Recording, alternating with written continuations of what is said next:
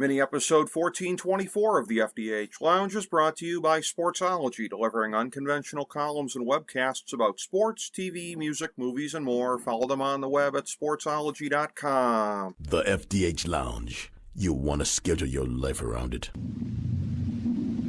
A long time ago, on a gloomy, wet Cleveland spring night, two men stand alone amidst the late-night drizzle. Their voices echo across the vacant station parking lot as they debate the merits of the great American radio show that have been missing for far too long. On that night, an idea was born. That idea became the FDH Lounge.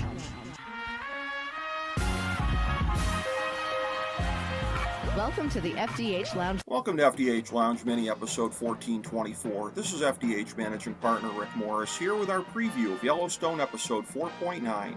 Here's our top 5 notes of interest heading into the season's penultimate episode. Number 5, the pointless adventures of Jimmy continue. The decision to devote a good chunk of this season to previewing a spin-off on Paramount Plus that maybe 5% of the audience will see is certainly a choice. So now Jimmy has moved on from Mia and will probably be visited by her before the end of the season. Wake us up when any of this has anything to do with the world of Yellowstone. Number 4, Casey and Monica have another kid on the way, just as their existing kid is hitting puberty. Hopefully we don't get any more cringe sequences in which Tate mentions his growing capacity for excitement and also remarks on his parents' sex life. Number 3, Beth starts to undermine the behemoth, which has to be a temporary development. Seriously, the leadership of a huge multinational corporation can't be this stupid, right? Even when Beth's bosses found out that the hippies had been previously aimed at the ranchers, they didn't stop to reflect on how and why they got redirected. These people know that Beth is a snake in business, and that's exactly why they hired her. This storyline needs to start reflecting that awareness. Number 2, is John's reckless diner quote-unquote rescue going to come back to bite him legally or politically? It still seems weird to think of John through a popularity prism, but his spite campaign for governor necessitates him to consider it.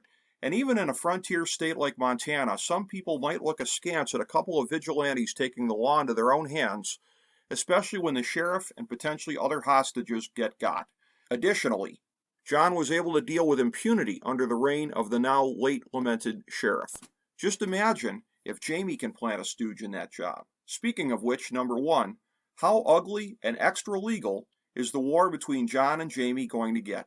The coming attractions promise plenty of colorful action, but it's unlikely that the entire arc of hostilities leading up to the election will unfold before the end of the season. For that matter, the market equities storyline is nearing the end of its second season without any resolution assured.